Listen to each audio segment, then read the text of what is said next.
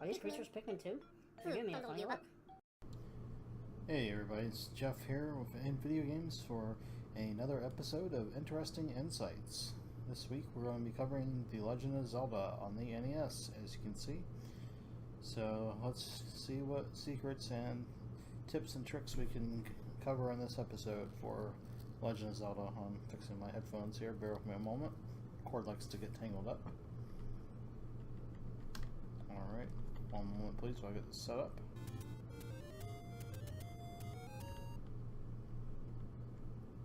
Fix something else here. Okay. Move something around here. Sorry about that. Oops, wrong one. Okay. Anyways, so there are several different things you can do in the original Legend of Zelda. The first and one of the most famous things you can do, of course, is the swordless quest. Now, normally you would go in this cave here to get to your sword, but you do not have to get the sword. You can choose to go without one. Now, you can't finish the game 100% without the sword.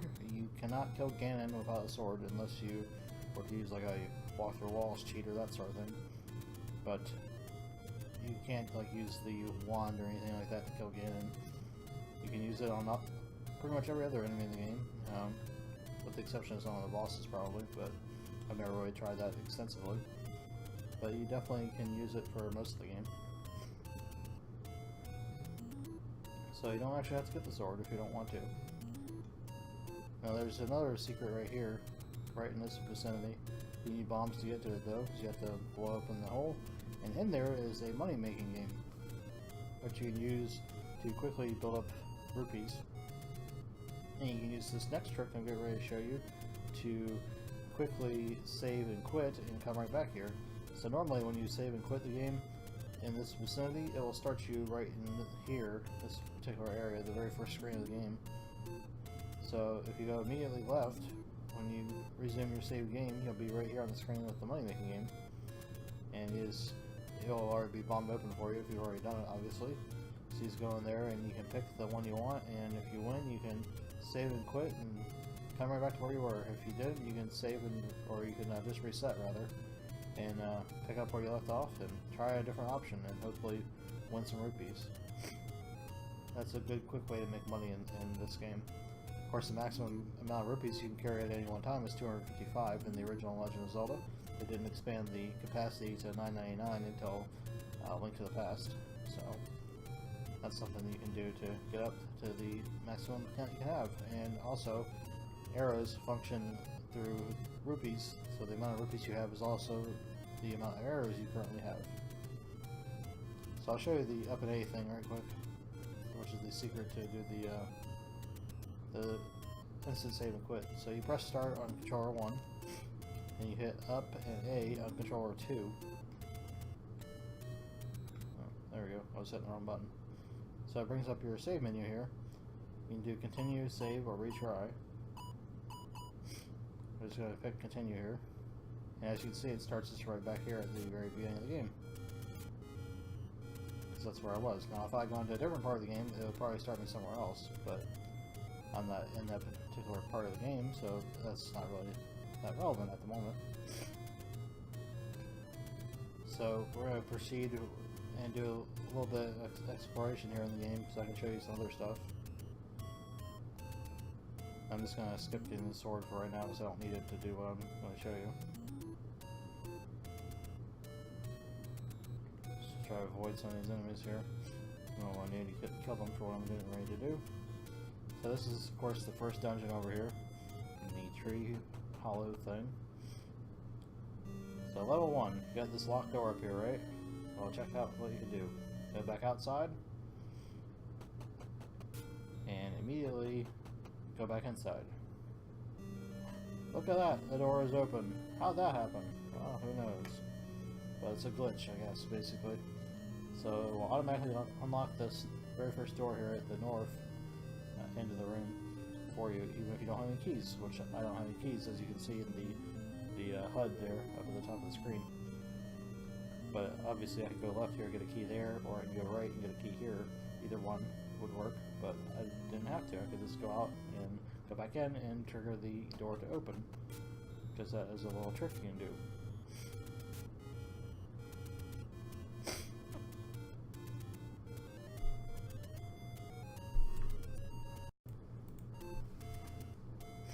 So I'm going to go back here and get the sword to try and stop running into things, and show you another little trick.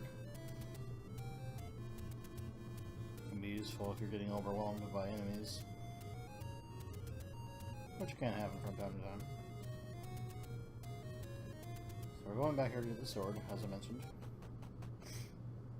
There's the sword, you know, the famous "it's dangerous to go alone" quote.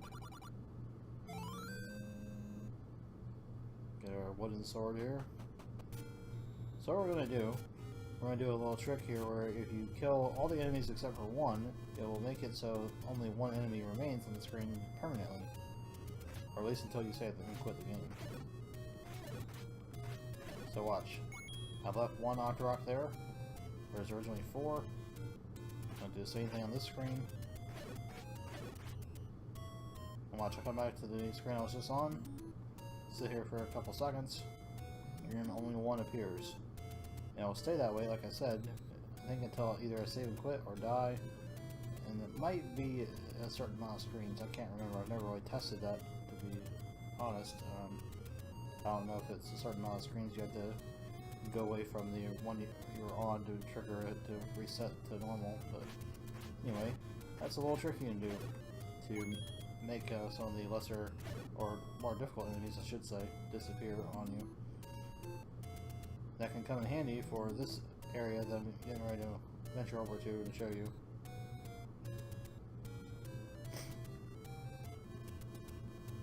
So you can see a better example of that particular concept.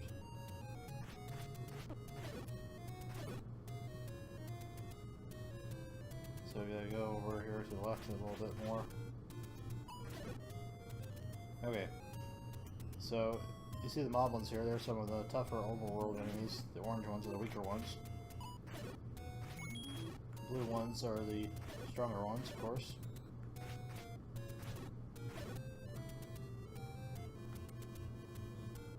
So,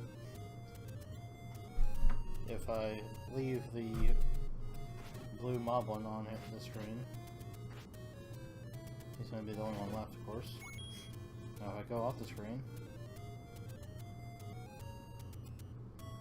and it's still the blue moblin, I think it has a chance to be a different type of enemy, but I'm not 100% certain on that. Yeah, it looks like it's staying blue the whole time. I thought it could change, but maybe I'm mistaken. Yeah, it's just staying the same. So I'm going to show you another little trick here. Get hit a couple of times. Okay, there we go. That's good.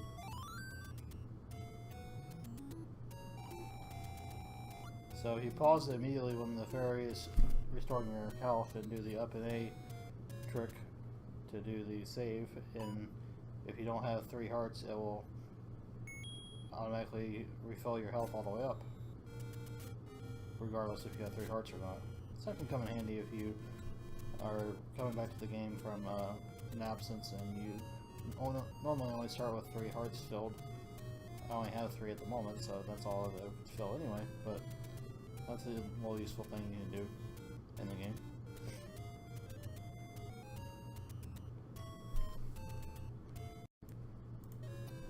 Alright, so one more thing to show you right here. I'm going to save and quit to be able to access the main menu here. Because I have to do something different to show you this trick. It's not within the game itself, technically. I mean, it is part of the game, but it's not in the actual gameplay, the trick that I'm showing you. Or secret, I should say. It's not really a secret because most people know about this, but if you don't, well, here it is.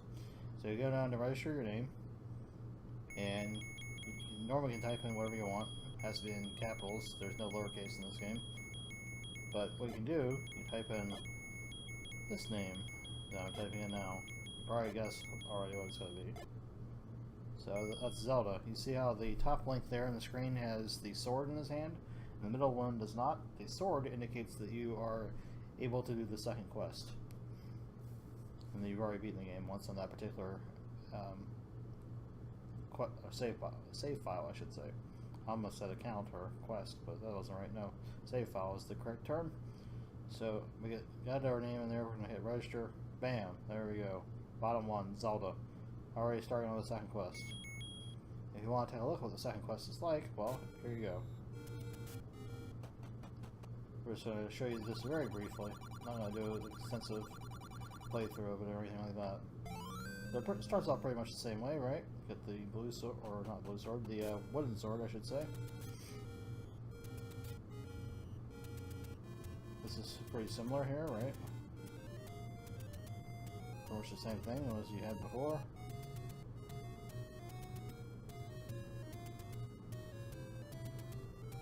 And proceed to level 1 here.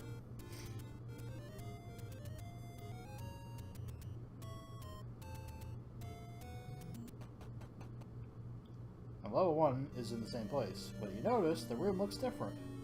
This top door here is not locked anymore. The door that's on the left is no longer here. There's just a door on the right and a door at the top. Well, that's not the only difference that's in the second quest. Most of the levels are in different spots, so if you know where they were originally, then you may have to go somewhere different to find them.